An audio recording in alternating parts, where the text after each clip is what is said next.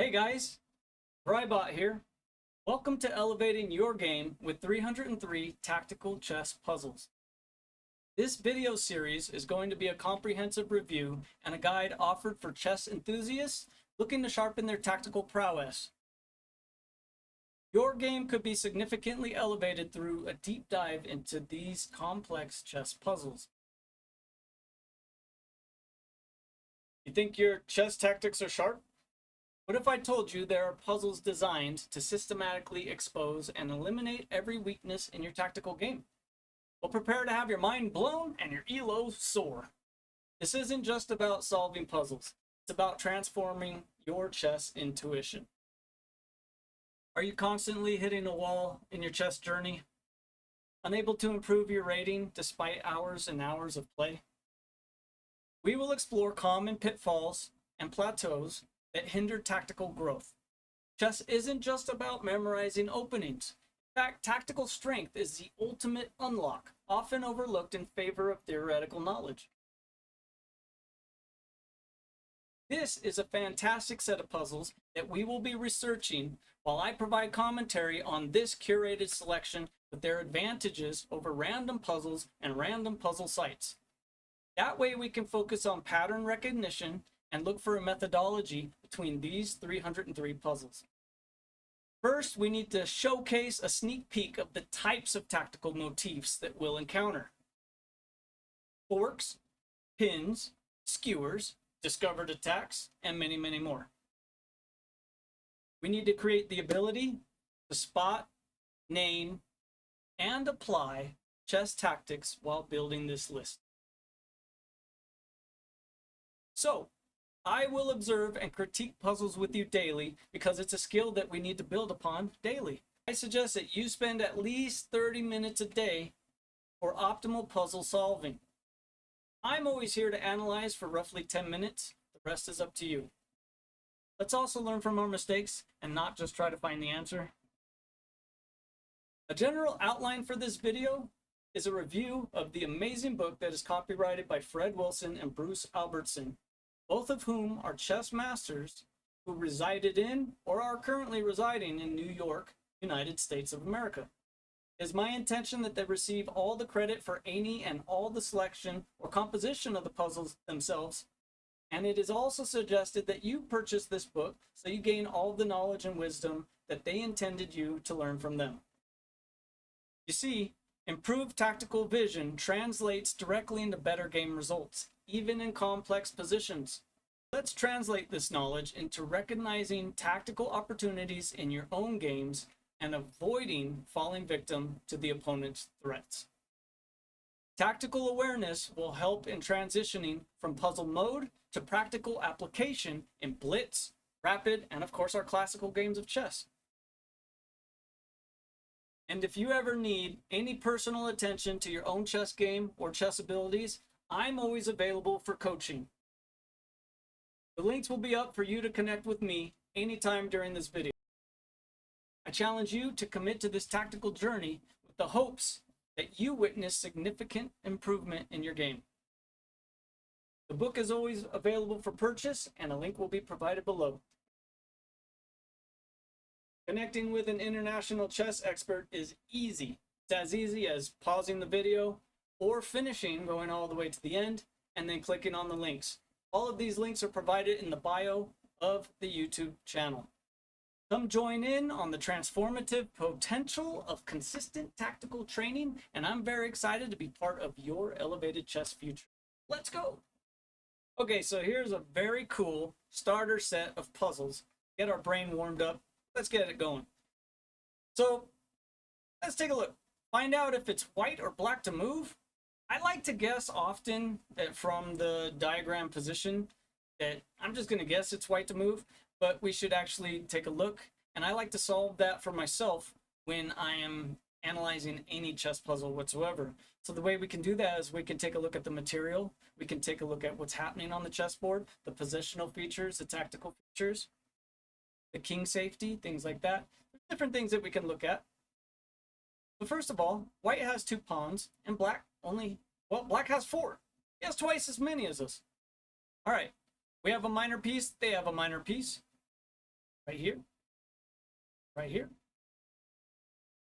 Now the counterpart to this knight is actually a rook. So black is up quite a bit material. They're up 2 pawns, and they're up the exchange. It looks like about 4 pawns. Queens are equal to each other. Kings, of course, are equal to each other. So in the material count, looks like black is ahead. White being behind, I would say that he's the underdog. So let's get kind of a basis for jumping into puzzles. First time, I want to recommend simple, 3 simple things to do. Whenever you sit down and look at a chess puzzle, or if you step away from your chess game and you come back and you kind of daydreamed a little, or maybe you were thinking about the game the whole time, at least reset, refresh your eyes, and think. 3 simple things. Number 1, you have checks. We have some checks, we need to know what they are. We have captures. If our checks are no good, we're going to move on to captures. Even if our checks are good, we should still take a look at captures. And then finally, we should always recognize threats. Strong moves that the opponent can make, such as their checks and their captures. So let's put this to work right away. If we take a look at our checks, we only have 2. They're both no good. Either one of them don't have a good follow-up. If I give the queen on h7, he'll just take. I don't have a follow-up for that. Not even a single check, nothing. If I check on g7, king takes, maybe I can throw my knight in on f5, get another check. That's about it. Let's take a look at other checks we might have. We don't have any other checks. All right, next we have to move on to captures.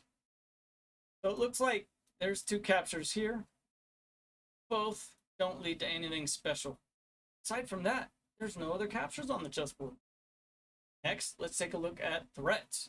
Our opponent has threats. Well, first of all, they're up material. That's a threat in itself. It's a wide open chessboard. They don't have any good checks. So that's good. They don't have any amazing captures. That's great. So now we have to get actually a little more detailed. We have to get a little more advanced here. All right, here we're going to take a look at more of an imaginative way of looking at the game of chess. I can see that the king safety is kind of weak on this diagonal. If I could only get a piece to this diagonal, preferably not behind my pawn either. Let's get it outside the pawn chain. And this square. And this square.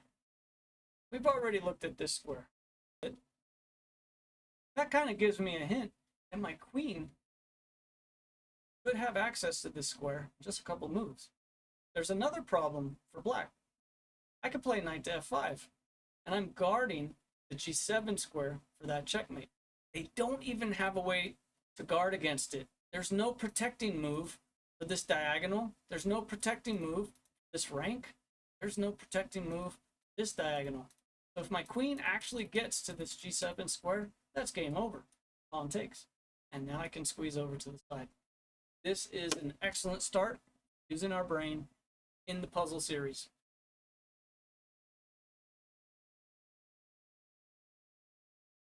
Moving on.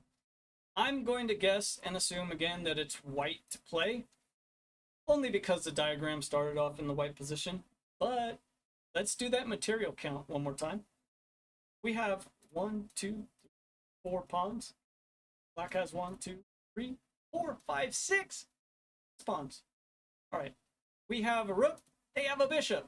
Well, that kind of balances the situation materially, because as you can also see, the queen and the king are equal. So let's find moves. We're looking for checks and captures and threats. So I would love to put my queen down here, but the pawn's in the way.